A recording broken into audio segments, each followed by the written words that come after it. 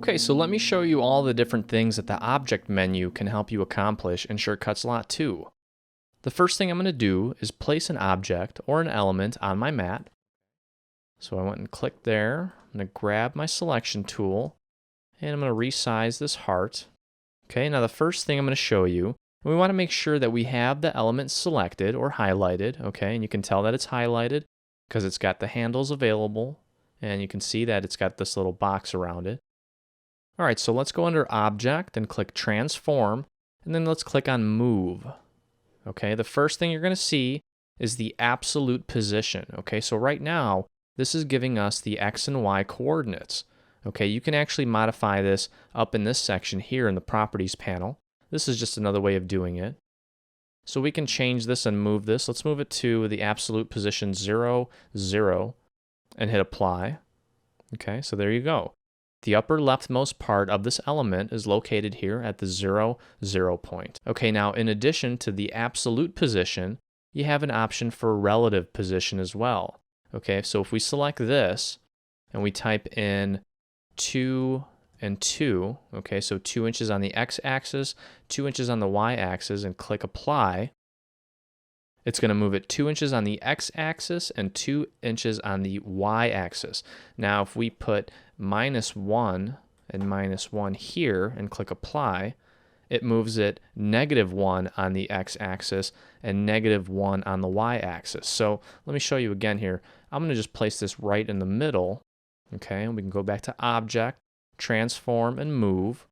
Now, if we go to the relative position, so basically what the relative position does is it moves the object a certain amount based on its current position, so relative to its current position.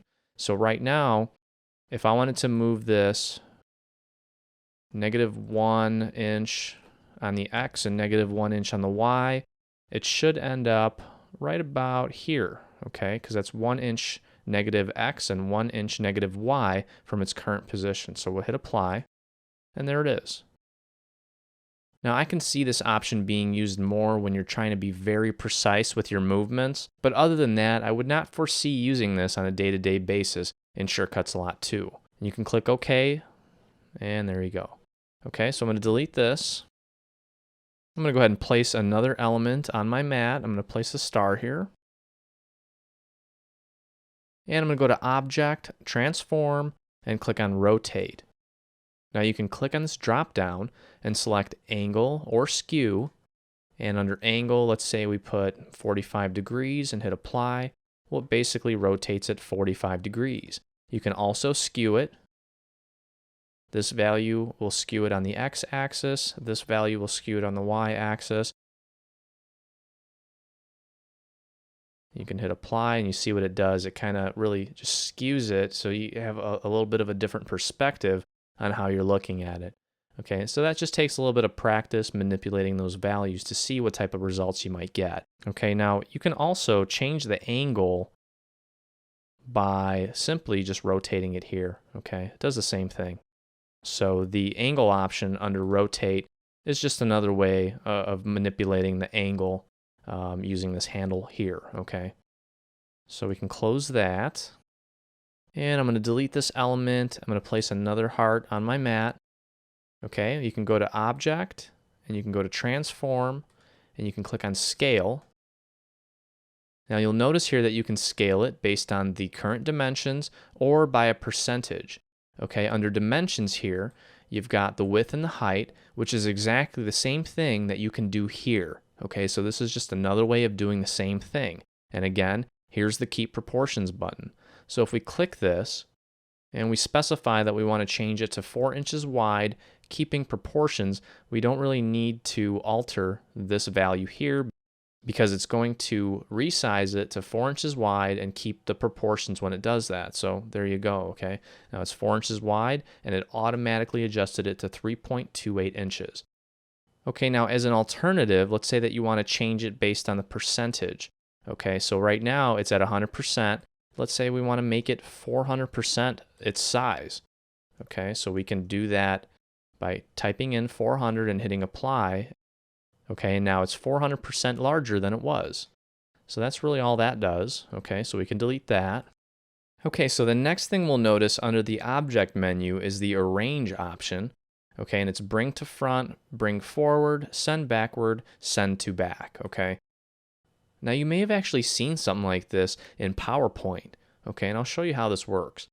Let's go ahead and take a heart. Okay, we'll make it real big. And then I'm going to lay some text on my mat as well. And I'm going to make this a little bit bigger.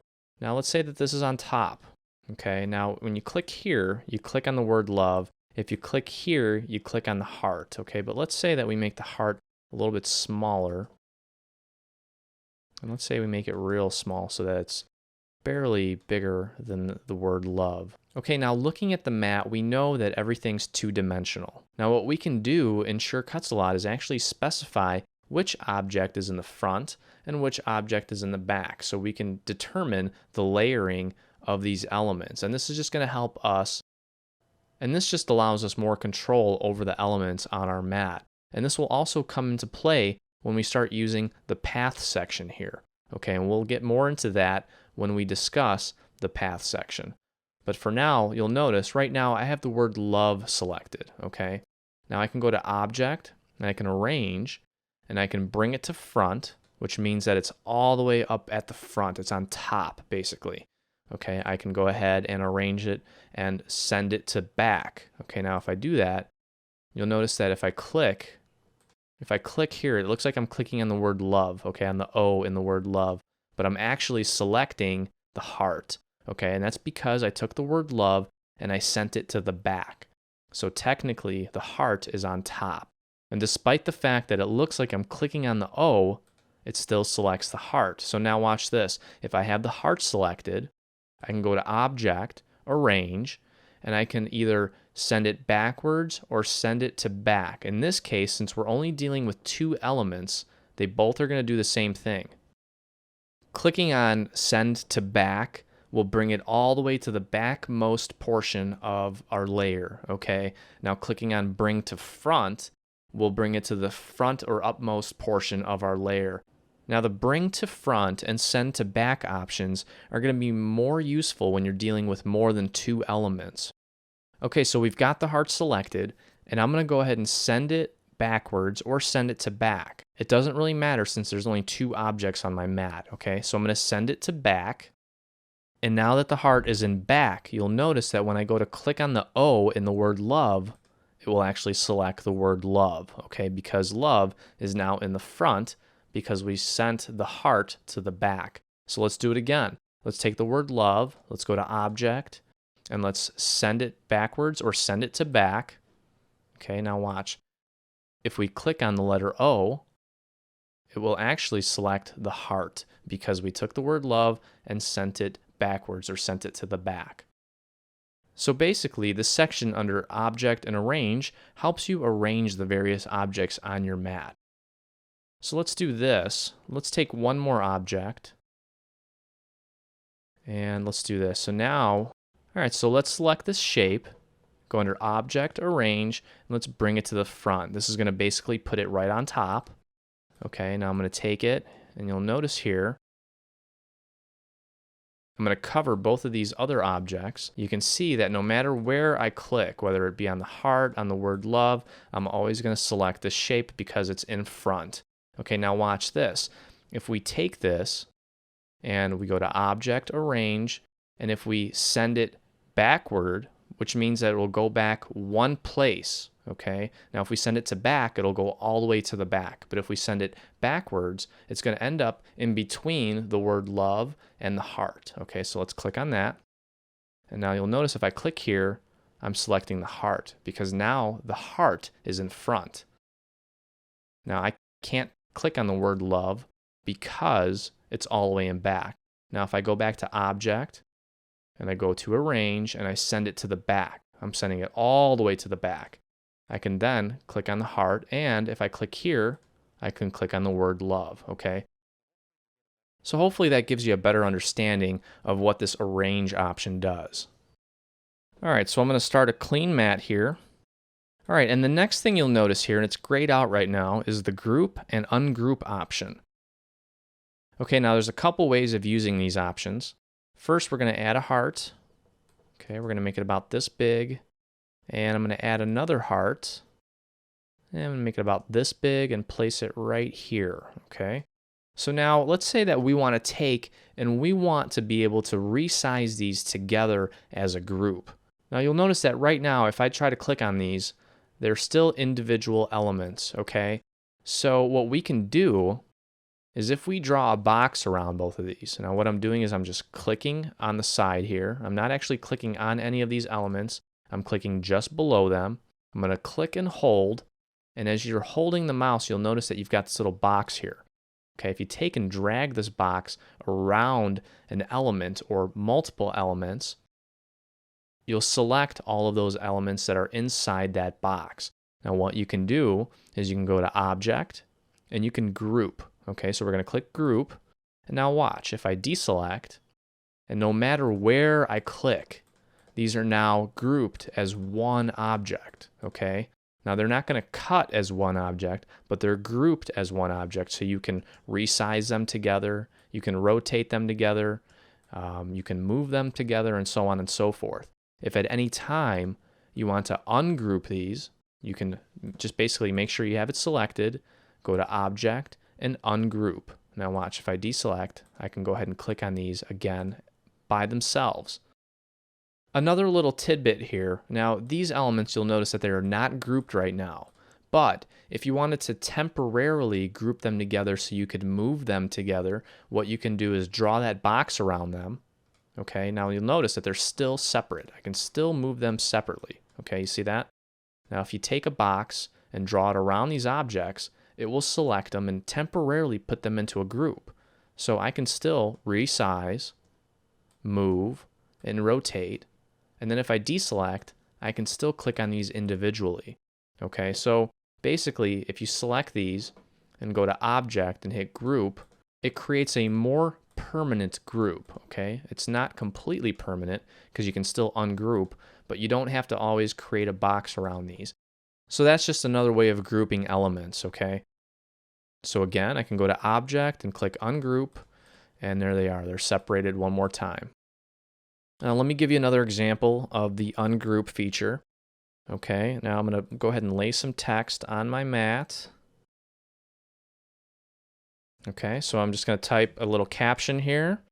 Now you'll notice that when I click on this, it's all one piece, okay? You can't edit these individually. But what if I wanted to? What if I wanted to make certain letters bigger or rotate them and get a little bit more creative with this word?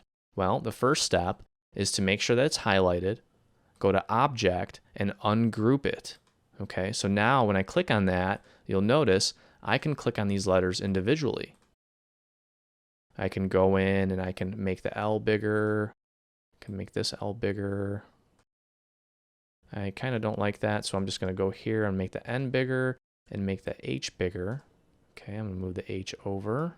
All right, so now that I've got these letters resized, I can go in and I can create a box around this entire word, okay, to select it all, or as an alternative, you can just right-click on the mat and click Select All, and that does the same thing. Now, if you have something else on the mat, like a star, okay, and then if you click Select All, it will also include that star.